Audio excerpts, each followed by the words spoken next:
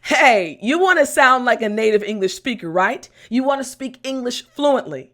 Well, I want to help you. So today I'm going to teach you 10 English expressions that will help you, and you can use them every single day. Are you ready?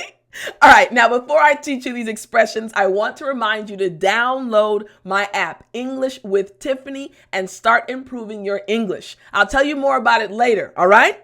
Well, I'm teacher Tiffani. Let's jump right in. All right, so let's get into the very first English expression. The first expression is bend the rules, and it means to not be strict or exact about following a rule. Now, this expression, bend the rules, is very common. And when you use it, you will sound like a native English speaker. Let me tell you about one of my friends who likes to bend the rules. I won't say her name. Now, this friend is great. Everyone loves her. But she always likes to have her way. So one time we went to another friend's house and he had a pool. He had an apartment actually, but there was a pool connected to his apartment. Now, the pool closed at a certain hour, but my friend decided she still wanted to go swimming. She said, I know the rule says that we can't go swimming at this time, but if somebody opens the pool or we happen to get in the pool area, is it really that bad? It was at that moment I realized, she really loves to bend the rules. Makes sense, right?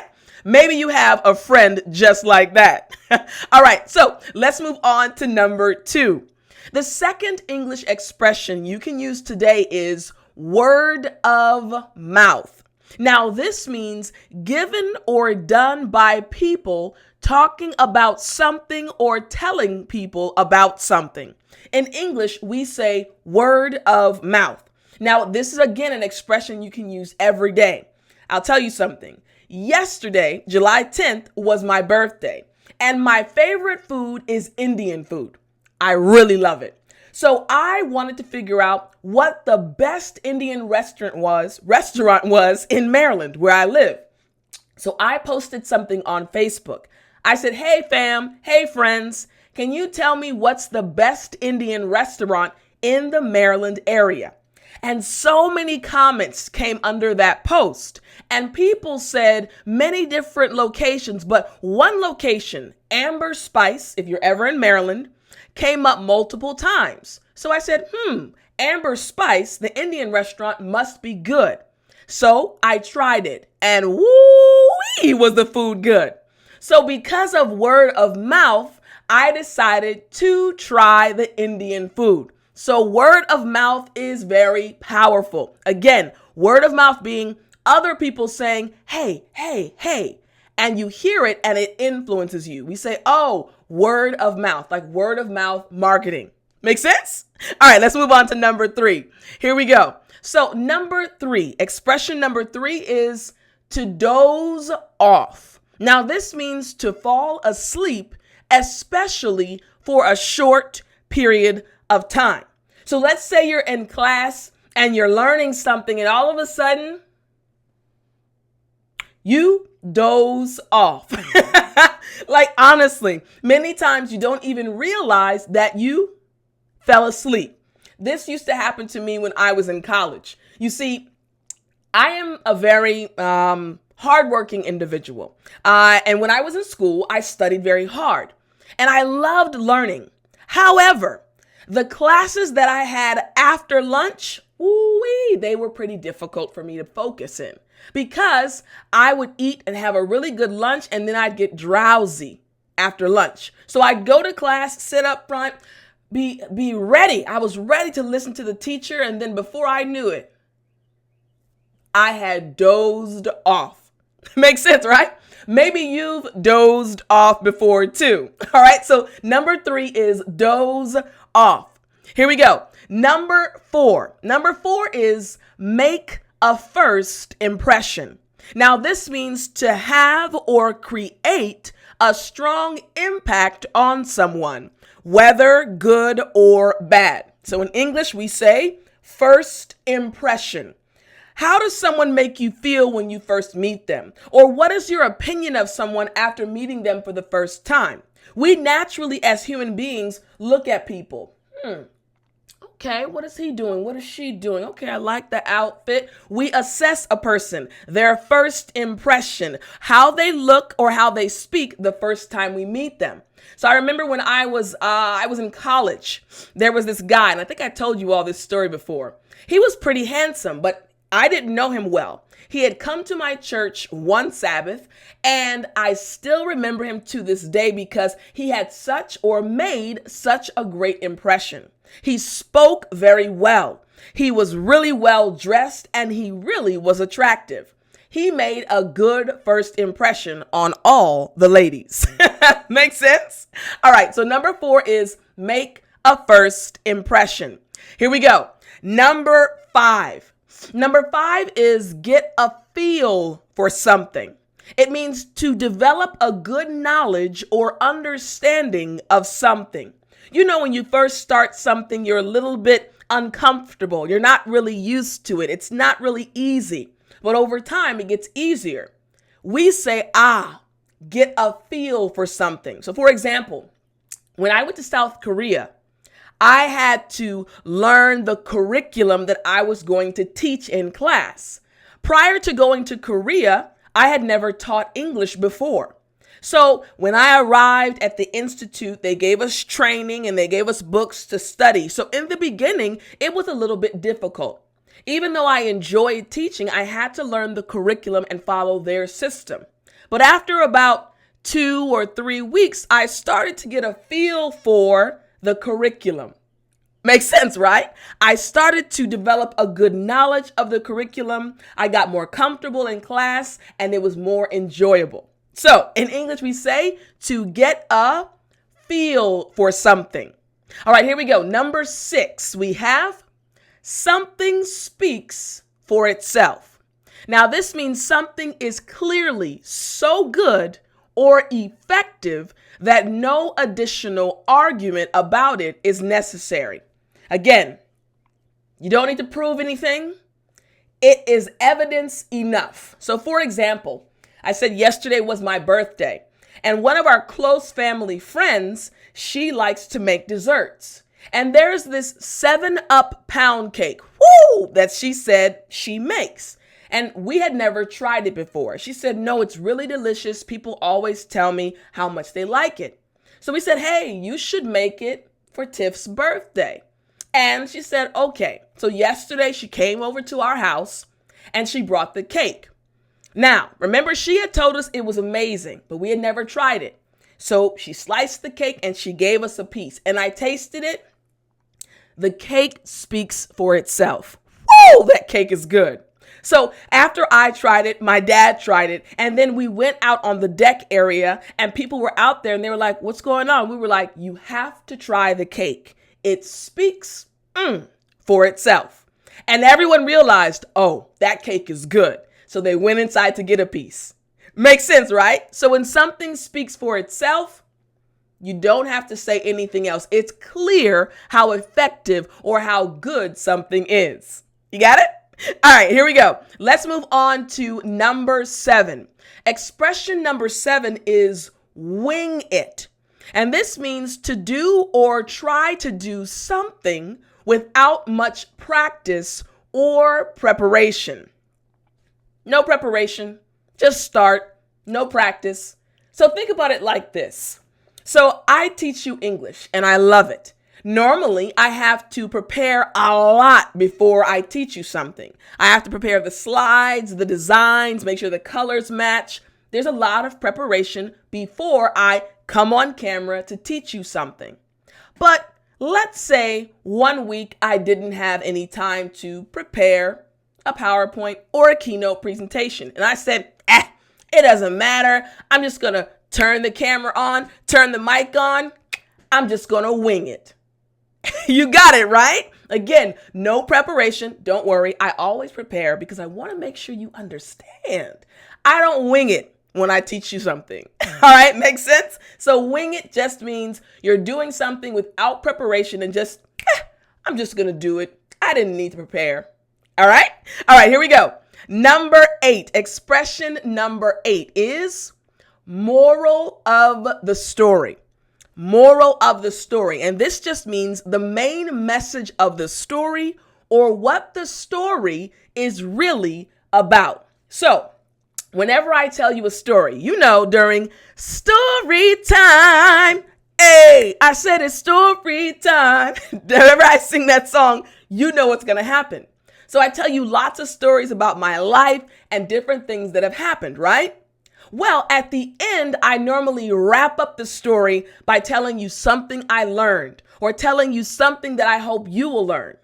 I can say, hey, the moral of the story is you must treat people well. Or the moral of the story is always do things and give 110%. So again, moral of the story just means the main message, the main idea, and what the story is really about. Makes sense, right? Okay, good. Now, we have number 9 and number 10 coming up. But I did want to tell you once again about the app, English with Tiffani. I have spent so much time with the team building this app, and I'm so excited. So many of you have already downloaded the app. So I want to encourage you, download the app right now. Now, the free version has a lot of lessons in it, but we're having a special promotion right now, half off of the premium membership. That's right. Now, as a premium member, you will get more than triple the lessons that you see in the free version. That's right. And every other course that I add as a premium member, you automatically have access. And when I say I have some plans in store for this app, you don't want to miss out. Just recently, my team and I added a conversation course. That's right. Last week, when this app launched, there was only the pronunciation course. Now, this week, we've added the conversation course. With this course, you will be able to practice. That's right. You'll have a conversation. The app will tell you what to say. You can record your voice and go back and forth with the app. Great practice so that when you get in a real conversation, you can speak with confidence. So again, check out the app. I don't want you to miss out on your opportunity to get the premium membership for half off. Don't miss out. Click the link in the description. I know you will love it. All right. So now let's jump into number 9. Here we go. Number 9 is right here. Rubbing off on someone.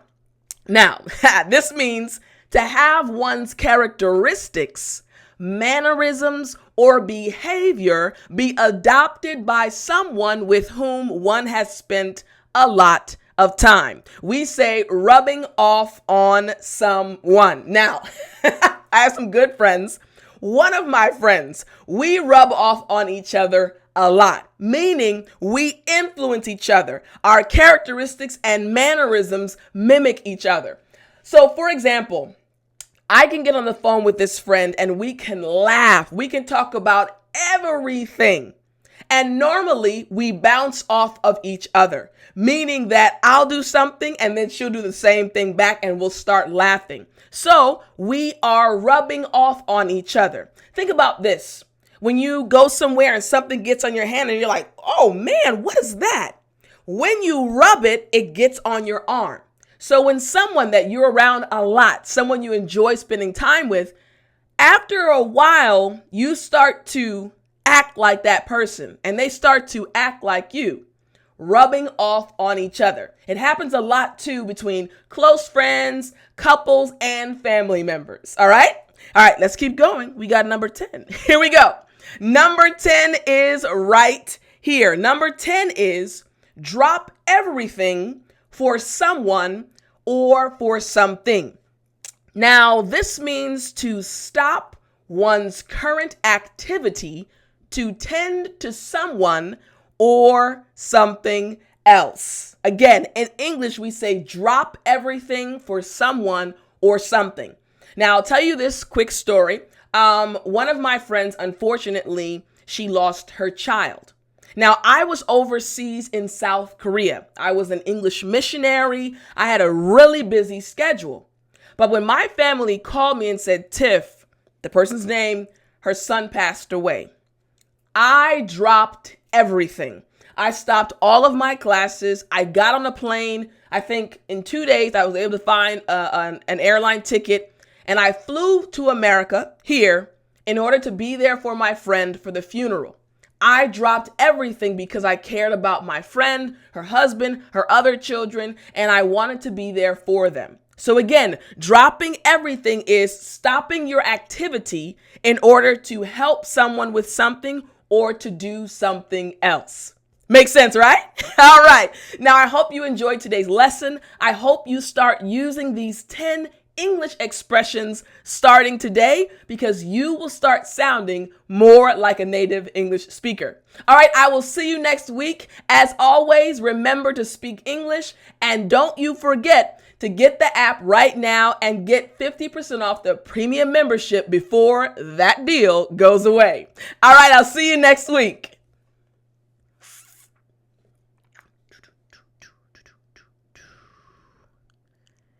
You still there? Ha! You know what time it is.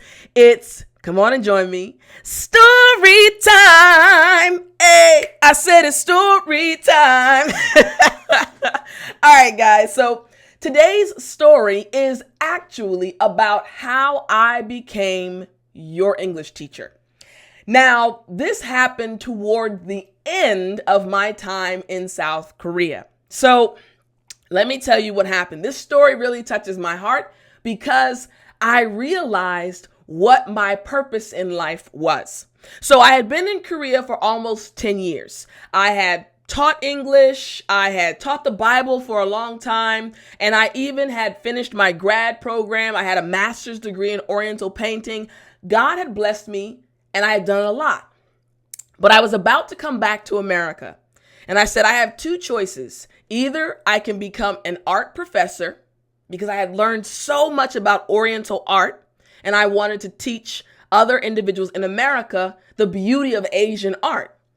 Or I could continue teaching English online. I had started my YouTube channel. It wasn't really a business at the time. It was just more of me helping students like you, and I enjoyed it. I had two choices, but I knew that whichever one I chose, I was going to give 110%. I couldn't do both at that time because I wanted to make sure I was focused on one thing. So I called my uncle. He used to be a provost, basically kind of like a president of a college in this area. And I was asking for, some advice and, recommendation. I was going to apply to different schools to see if I could become an art professor in the Maryland area. So I was going through that process, and I decided, you know what? For 1 week, I am going to pray and ask God to show me what he wants me to do. I wanted to know how I could best help people around the world. Again, because even if I was going to become an art professor, I was going to be affecting young people. Lives were going to be changed because they were going to be exposed to Asian culture and learning about other people. And I was excited about that too. So for a full week, I got up early in the morning and I would have worship and I would pray and search the Bible looking for some signs that would help me know what to do. Excuse me, guys. So throughout the week, I said, okay, God, how can my life help more people? How can me working affect other people? Tell me what's the best thing to do. So I went Sunday, Monday, Tuesday, Wednesday, still had no clarity, no answer from God. On Thursday, had worship, studied, and I prayed, God, do you want me to be an art professor, or do you want me to go head forward, like move forward head on with the YouTube English business? On that Thursday, I received an email, and the email was from a Korean television station. Now, I had been receiving lots of emails, and some of them were spam, so I honestly thought it was spam. But when I opened the email and I read through it, I realized that it was not spam. Basically, the television station said, "Hi, we found you on YouTube and we love your content and we'd like to put it on our television station. Please contact us so we can work out a contract." I said, wait a minute. Remember, this was Thursday. I had 2 more days before my full week was done of praying and asking God to show me what to do. So I responded and we started this conversation back and forth. And I'll fast forward and let you know that yes, that contract went through. Yes, my videos, I think they're actually still being shown on a Korean television station right now. And I took that as a sign that God wanted me to move forward with this English teaching business. And here we are today. I'm more passionate than I was then to teach you English. I'm more excited than I was then to help you speak English with confidence. And I am happier than I was then to get up every morning and know that what I'm doing is touching someone else's life around the world. So you never have to doubt my passion for helping you learn English. It really makes me happy. And I know that I'm doing what God had placed me on this earth, what God placed me on this earth to do. So thank you again for giving me the honor to be your teacher. And thank you again for studying with me. I hope you enjoyed. Thank you again so much, guys. Hope you enjoyed this story. And if you have any stories about asking God to help you with something, put it in the comment section. I'd love to know. Have a wonderful week. Don't forget to get the app, and I will see you all next week.